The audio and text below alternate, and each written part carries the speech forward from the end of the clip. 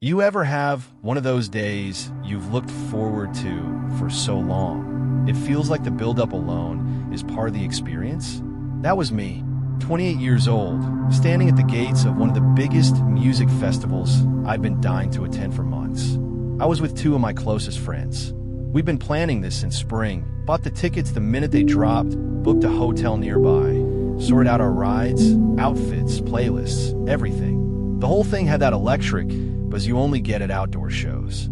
The sun was dipping low, the sky doing that purple-orange fade that makes you feel like something's about to happen. You know the feeling, the start of something memorable. No assigned seating, of course. Just a massive, open-air venue. A few hundred people spread across a sea of grass and dirt, already buzzing with drinks, music, and anticipation. Everyone was there to let go for a while, to just feel something real and loud and unscripted. The opener came on. He was decent. Not the reason we came, but a nice appetizer before the main event. My friends had staked out a good spot near the middle of the crowd, a little ways from the stage. We were on a slight slope, just enough to see over most heads. I told them I was going to grab drinks before the main act hit the stage. It was already getting crowded. People kept filing in, squeezing toward the front. I waited in line forever, but finally walked away with 3 drinks, a cold beer can in one hand, and 2 open cups balanced carefully in the other.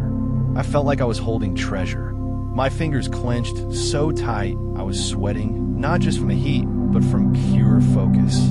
One stumble, and I'd be wearing someone else's night.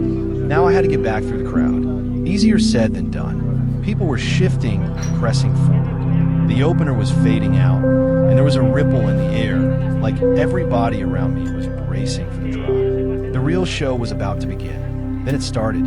The lights pulsed. The music hit. The headliner came out. The roar of the crowd was thunderous. Bodies moving, arms flying up, voices screaming. It was everything I've been waiting for. The adrenaline, the vibration in my chest. That rush of yes, this is it. But I wasn't in celebration mode. I was in drink survival mode. Still clutching all 3 like I was smuggling diamonds through a war zone. That's when it happened. Someone bumped into me. Hard. My elbow jolted. A splash of cold beer hit my shirt. One of the cups sloshed sideways, and I felt the unmistakable spray of liquid hitting not just me, but someone else beside me. A girl. She spun toward me with wide eyes. She was wearing a white crop top and glitter under her eyes, the kind of person who looked like she planned this outfit for weeks. And now, she was wet. She started shouting something, but the music drowned her out completely. I could barely hear my own apology, let alone whatever accusations she was hurling. I held up my hands, or tried to show I was sorry. That was an accident.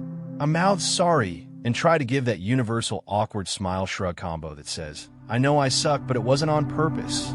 It didn't matter. She wasn't having it. Her face twisted. I saw the anger first, then something else. A flicker of vindictiveness. And before I could register what was about to happen, she reached out and grabbed my wrist. I was too stunned to react. In one smooth, deliberate motion, she wrestled 2 of the drinks from my hand, the open cups, and hurled them straight down to the ground. The liquid splashed back up. Onto me. Onto her. Onto the people nearby. What the hell? I shouted. Not that anyone could hear me over the booming bass. She was grinning now, like a child who just broke your toy and wanted you to know it was on purpose. I looked at her, really looked at her, and that's when I knew this wasn't about a spilled drink. This was about power, about humiliation, about turning a small accident into a scene and making me the bad guy.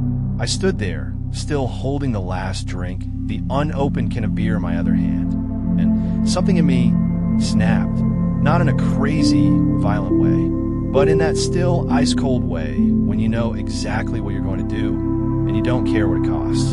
I popped the tab on the beer, lifted it high above her glittery, smug face, and poured it straight on her head. Right there, mid-concert, right as the headliner launched into their first song. The beer hit her scalp, soaked her hair, ran down her shoulders like a slow, fizzy waterfall. She screamed, but again, no one could hear her. Not over the music, not over the noise of the crowd pulsing around us. I didn't stay to enjoy the aftermath. I turned around immediately and began pushing through the crowd, heading straight back toward the bar. Behind me, I heard people shouting, "What the F asterisk asterisk asterisk was that?" But it was already too late. The damage was done, and that's when it hit me. Nobody saw what she did. Nobody saw her grab my hand, or dump the first drinks, or smirk like the Joker at a beer festival. All they saw, all they would see, was a guy dousing a girl in beer. Out of nowhere, I thought about turning back, explaining. But how do you explain something like that in a crowd of hundreds with music blaring, adrenaline rushing, people barely sober enough to stand straight? So I kept walking, straight-faced, heart pounding, mouth dry, and yeah, a little scared. Not of her, but of what that moment might look like out of context. Of how a guy pouring a drink on a girl's head at a music festival is never going to be interpreted as justified.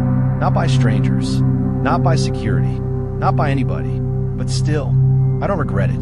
I replayed the moment a dozen times as I waited in line again, reordering drinks, trying to steady my nerves. Was it petty? Absolutely. Was it wrong? Maybe, but it was equal. She wanted to ruin my night, to humiliate me, to make a point, and I made one right back. It wasn't about violence. It wasn't about being a hero or a villain. It was about boundaries. You cross the line, expect something on the other side. When I found my friend again, empty-handed, I made up a quick story about the drinks spilling and the crowd being too thick to try again. They didn't press. They were too deep into the music, the lights, the atmosphere. But I kept scanning faces all around me for the rest of the night, just in case. I never saw her again. Maybe she left early.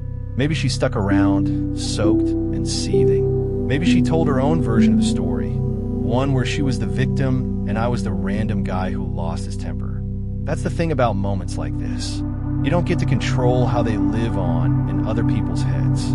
But in mine, it's frozen, clear, a moment of heat, of spilled drinks and louder music, of choices made in seconds that carry their own weight long after the beat fades.